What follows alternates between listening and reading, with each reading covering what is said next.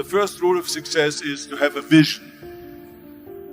You see, if you don't have a vision of where you go, and if you don't have a goal where you go, you drift around and you never end up anywhere.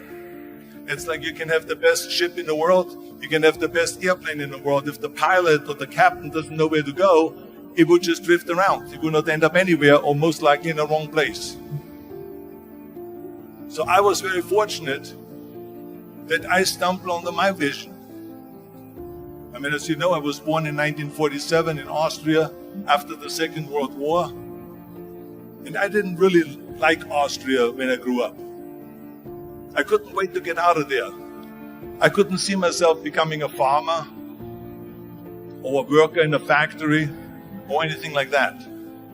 Even though my parents wanted me to stay there and have a normal life. My father wanted me to become a police officer like he was. My mother wanted me just to stay there and marry a girl with the name of Heidi, hopefully,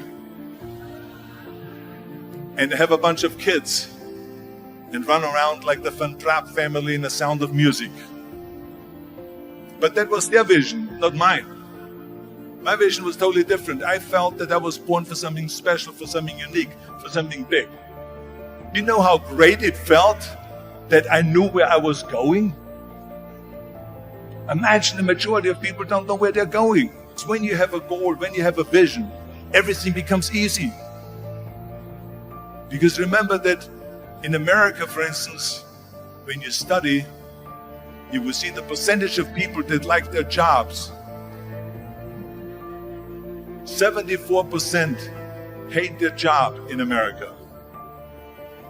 Now, there's not much different when you come to Europe. The majority of people don't like what they're doing because they're really not doing it because they didn't have a goal and they followed this goal. They just aimlessly drift around, and then all of a sudden there's a job opening, so they get that job because you have to work. But then when you work, it's a chore. It's work. It's not fun. So if you think about, only a quarter of the people really enjoy what they're doing in life. That is unbelievable if you think about it. So I felt so blessed that I knew what I was doing. It's like a medical student that studies and knows he wants to become a doctor. You know where to go. So I knew where to go. So people always ask me, when they saw me in the gym in the pumping iron days, they said, why is it that you're working out so hard? 5 hours a day, 6 hours a day, and you have always a smile on your face.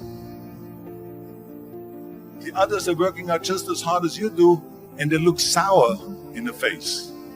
Why is that? And I told people all the time, I said, because to me, I'm shooting for a goal. In front of me is the Mr. Universe title. So every rep that I do gets me closer to accomplishing that goal, to make this goal, this vision, turn into reality. Every single set that I do, every repetition, every weight that I lift will get me a step closer to turn this goal into reality. So I couldn't wait to do another 500-pound squat. I couldn't wait to do another 500-pound bench press. I couldn't wait to do another 2,000 reps of sit-ups. I couldn't wait for the next exercise, for the next half hour of posing and all the kind of things that you have to do to be a champion. And at the age of 20, I went to London and I won the Mr. Universe contest as the youngest Mr. Universe ever. And it was because I had a goal.